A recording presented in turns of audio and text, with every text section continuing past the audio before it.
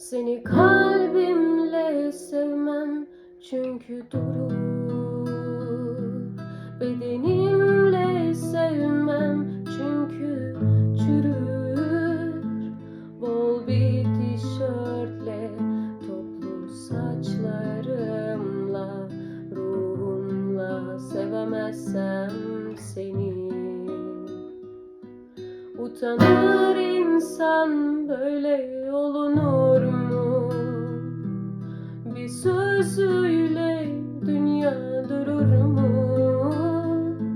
Tüm işin arasında, eli saçlarımda, ruhumla sevemezsem